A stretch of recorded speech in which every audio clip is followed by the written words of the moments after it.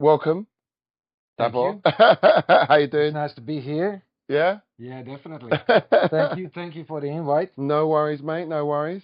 So, for like I said to you, in private chat, thought we'd have a little chat about Membrain. So this is a little Everybody Hates Chris special, Membrain special. Um, this is Davor. I'm not gonna butcher your surname. Dedic. Dedic, yeah, Davor Dedic.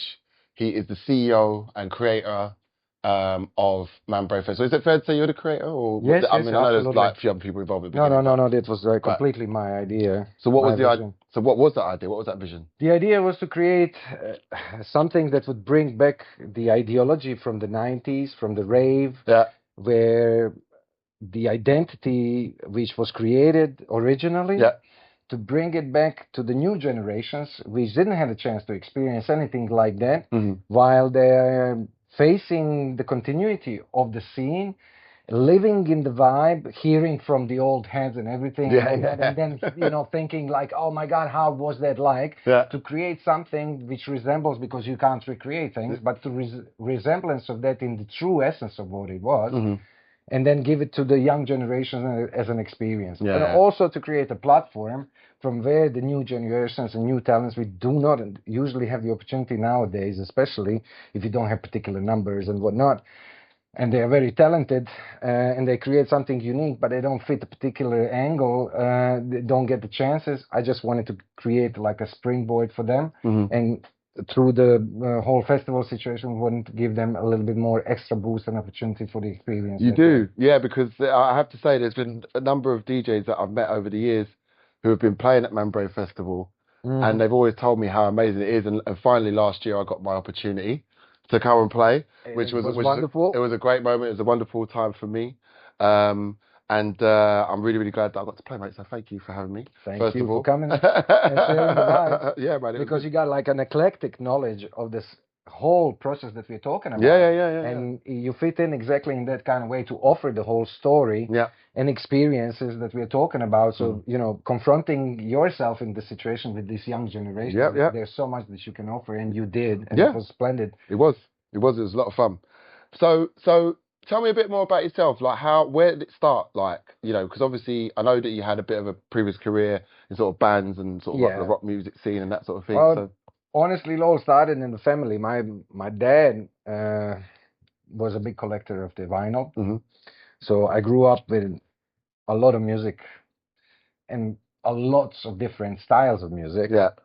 So we're talking about like 70s and 80s, Mhm. growing up with all these different influences, which in part my dad was also part of the Yugoslavian scene or in music, Yeah. not directly but indirectly, knowing all these people Yeah. which were passing through my home. Yeah. And me growing up always backstage and whatnot created like the desire to be a part of the whole Got ya. music world, Right.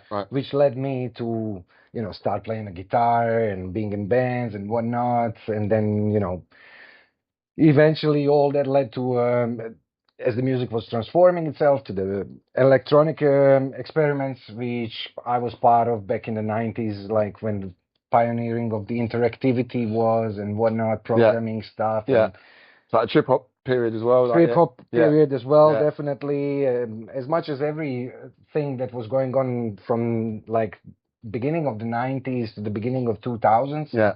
you can name it. I Yeah. was It part was a of part of it. Yeah. And that sort of that love and joy from that you get from that period of time is what you want to invoke. Exactly. Yeah. So like being, let's say, in some kind of way, like a misfit in this like general way that the society is, and finding my home in that environment. I wanted to kind of like create an environment which would resemble something like that for all of the people who are feeling in the same way that they are somehow not fitting in, while they are creative, they're talented and whatnot, in whatever. That doesn't necessarily have to be music wise or whatnot, Yeah. but that they have a particular desire in life Yeah. to express themselves because they have something different to offer. Right. So the festival is going to be held in Shibanik. Mm-hmm. I've said that right. Finally. Shibanik. Shibanik. Yeah. Okay, Shibanik. Okay, I Almost, apologize almost there. to all of Croatia. Yeah, it's I all right. apologize. Sorry, Shibanik. Shibanik. Oh, Shibanik. No, there's no L. Okay, then. Shibanik. There you go. Shibanik. Okay, Shibanik. I'm sorry, everybody. It's okay. No. This is good. We have to, remember, we're in Holland and everyone speaks like 3-4 languages, so you kind of get used to being corrected as a Brit. Like, it's like, no, it's good. Good. Yes. Oh. Oh, we can curse as well. Oh yeah, okay, yeah, no, it's fine. But yeah, I'm going to do another, like, there's going to be a series of videos, trust me, on my experiences with Dutch culture and the good and the bad therein. They're an incredible people, but they're so strange and I love them to bits. But the Undutchables. With the Undutchables, yeah, I think, yeah, it's oh no, let's not, because we'll be here for like 90 minutes because they're incredible people. But it's like, cheers, everybody. Yeah, Nostrovia. Oh yeah, let's get with it. So who have we got this year? Sorry. Oh, like every year, I try to always have like the old heads, the eclectic choice in the headline, which represents as much as the old and the new, and then bring the support of the young heads. So what we got this year is Nuki, Digital, You. Then we got Collective, Shout Creatures. Collective. Oh, Shout Collective, big yourselves up. Yep. And Creatures as well. Creatures as well. Yes. Locked Up. Operate. Yep. Rizzle. Coco Bryce. Definitely like proper hand to mention. Well, shout out Yoa. We did a set together at Cheeky the other day. Yep. It was really good fun. And it was great fun. I got already warmed up for the summer from that one. Yeah. It was good, man. Super excited. It was good. Yeah. And then the credit goes to as well the Belgian crew from Brussels, Hi and Irie. They have their own little sound system. For the last 2 years, they've been curating the Concrete Boost stage, and they're gonna do it again this year. Brilliant. And they bring very interesting eclectic vibes. They were amazing. Is it the same guys as last year? Yes. Yeah, they were really good. Who was there was a couple. There was like a girl and a guy, and they were like the Belgian couple, and they played. They were amazing. I've forgotten their bloody names. I'm so sorry. But they were so good. If you've watched this, whoever you are, please make yourself known to me because there was 2 of you, and you were in the small, in the dubstep area. And I remember we were just like blown away by their set. They were really, really good. Really enjoyed them. But I wish I could remember their names. But they were good. So whoever you are, big up. But yeah, that was what's also really fun as well about Membrain because you've got the other side of the techno and the dubstep, and the sort of bass music side of things, and the location. That's one of the things. Location is that's something. Probably the main thing for me. Like watching the sunset. The beautiful peninsula. Yeah, man. You're outside in the nature. It's actually like a UNESCO protected zone, but we got permit to act in it. That's why we are also very careful about the way that we are maintaining it. So you can read on the website our regulations in terms of how do we treat disposal of garbage and this and that and whatnot. Yeah. And everyone was, pretty. Oh, but good more about than everybody's so respectful. I can't begin to say how grateful I am for the audience, the way that they are, and how respectfully they are behaving. Yeah. So remember that if you're new to just be prepared to put away your rubbish and there's bins like everywhere. And there's recycle bins for this and that and whatnot. And just enjoy, be part of the whole situation and that vibe. I'm going to say this. I do find, though, having lived here for now, that people on the continent are a lot more... I'm not going to start slagging off the UK because I love my country. But I do find, like, for example, King's Day here, right? So you've got a big celebration here, 25th of April, every year, 26th, King's Day. Everyone is out all day, drinking, smoking, whatever, partying on the streets. Cans and beer bottles everywhere. And then... everyone just clears up after themselves. In no time. In like no time after, everyone just clears up after themselves. And like, you sort of think, well, this should just be the way it is. The standard. It's obviously not, but you see it. And like, Croatia's so different. People do take care of their environment. So, it's quite sensitive in terms of like, especially in the area. Yeah, because this is like the only proper city which is built by Croatians. All the other ones were like either the initially Greek settlements or Roman settlements that grew into cities. Yeah. Shibanik is actually the only city on the Dalmatian coast which started by Croatians and is still like that. It's also the only city which has 4 forts. Right. So you get, like, if you like into sightseeing and whatnot. Try saying that when you're drunk. 4 forts. Four forts. That's 4 fucking hell. Yeah, go on. And then you have like 2 national parks in a very close vicinity of it. So I mean, in terms of like what Shibanik has to offer, it's really an amazing setting. Yeah, it's beautiful. And in terms of what we were talking about, I spent like 2 years searching in Croatia for the spot, and I had like a couple of other initial ideas where I thought where I would make it, where like because where I come from, like Split is my hometown. Sure. So I had other things which were available at hand, but nothing felt really it because of the mentality which developed through the tourism and whatnot.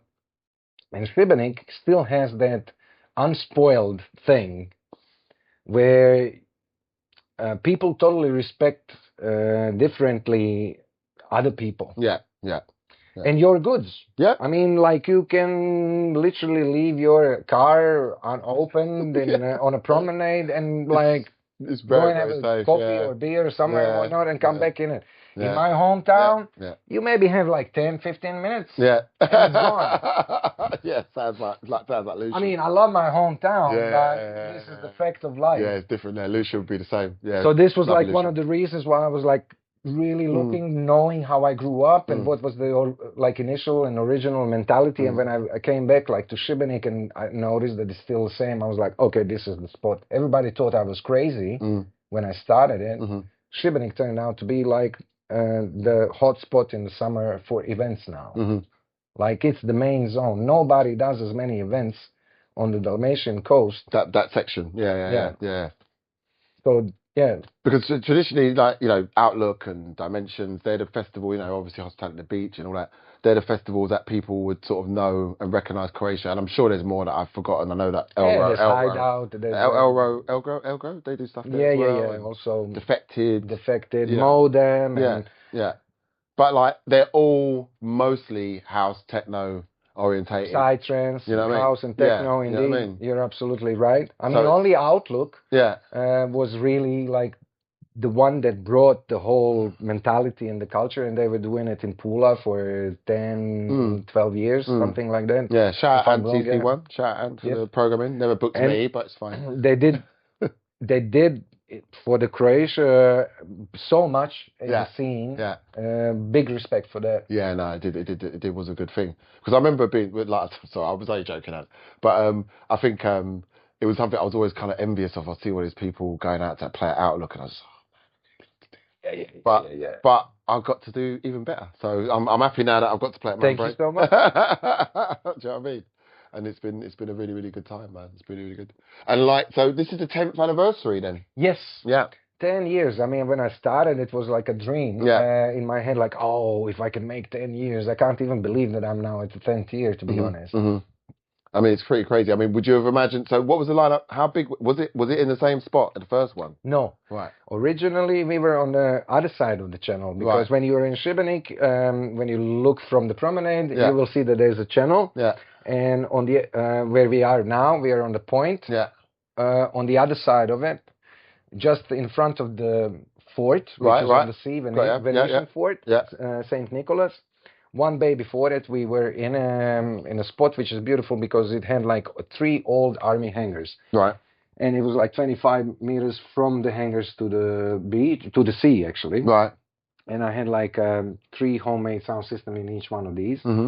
Very romantic place. I have still very nostalgic memories about these first 3 years. Okay. But unfortunately, we couldn't stay there anymore. And then we moved and started collaborating with 6 different alternative independent organizers in the region. Yeah. And we got this spot, which is to be honest in all way, as much as nostalgic I can be about the original location, this is much better festival location. Yeah. The other location is great for like one night event, but this is a proper thing where we can kind of isolate ourselves and enjoy. Yeah, it's good that for a few days. Yeah. So, yeah. You get that feeling that the whole crop is sort of belongs to you and the music. And exactly. It's like, it is pretty fun to And it was also a nightmare for like logistically the original location, because we had like literally nothing. There was no electricity, there was no water. So we had to improvise totally differently than what we, I mean, still we are like bushcraft in so many different ways. Yeah. But we are better organized, and there's, you know, more to offer than what we had on an original location. Right. And how do you feel for the future of it? What do you think is going to happen in the next 5 years? Would you stay there, or would you? Oh yeah, we definitely are going to stay there. I mean, the city of Shibanik is more and more enthusiastic about us being there. Yes, I felt that. The pandemic definitely didn't do us good, because we just opened up in 2019 on a new location, and we all of us put ourselves our best foot forward. And then it blossomed, and then the pandemic came and it shut everything down. And then after the pandemic, luckily we could have continued with quite some effort through the pandemic years as well. But however, the mentality has changed, and it was like starting all over again. So now we are seeing the growth and enthusiasm coming back from every side. So that just means that there's going to be rising up from this point on. Yeah. No, so I'm excited about things. I'm excited for it as well, actually, because it's going to be a really, really good time, and I just hope that we can get some of you to come out and join. The label, we've got to talk about Membrain label. Yep. Yeah. Obviously, it was an idea that's been put to you many times. Thank you for getting me involved in I am thankful that you put it on, because I like literally couldn't, due to all of the obligations that I have. I couldn't handle it as much as I would have wanted. No, but it's what, I think was needed. I think people out there were on your back about it, because everyone felt like the brand was strong enough and could sustain a label. So it is now in existence. You can check out the Membrain website for details of the label. You can send in your demos, and please do check them out. Yeah. So we are more than curious to hear what you have in house. Absolutely. And we are more than glad to offer you the support as just what we talked about. Yeah. Because that's the Membrain vibe. This is it. So, anything else you want to talk about? Hit me up with any question that you got. I'll tell you what. Because there's been a lot of people that have been played at Membrain Festival. I'm going to say, obviously I've only been a couple of times, but I know a lot of the DJs that have played for you in the past. One of my favourite DJs who plays for you is a young lady called Bambi Uzi. Yes. Right, and I've seen her play a few times now, and as far as I'm concerned, she's one of the best DJs out Absolutely. She grown in last couple of years. Yeah. Amazingly. Did you sort of link up with her earlier on in her career? Sort of Oh, absolutely. I mean, she was just in the rise of the career. Yeah. That she actually, I think this was the first international gig that she had. Oh, wow. And then the year after, I think, correct me if I'm wrong. Shout out, Bambi. I had Baby T, which I explicitly brought in because I wanted to show to the ladies how it's possible in this predominantly male testosterone situation. Yeah, exactly. That you can actually offer the quality without, feeling uncomfortable. And Baby T, she came and she killed it. All of the ladies I remember when she was playing were like, wow. Yeah, absolutely. And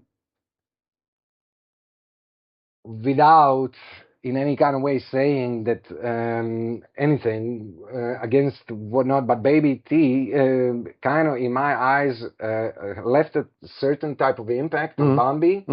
Then after that point she became more daring, right?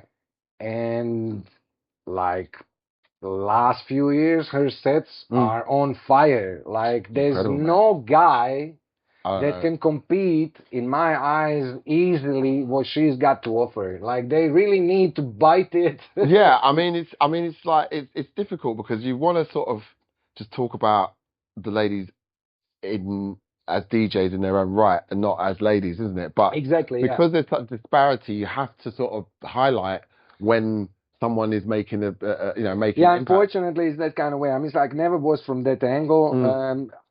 I always try to include equal amounts of everything in the lineup. Absolutely.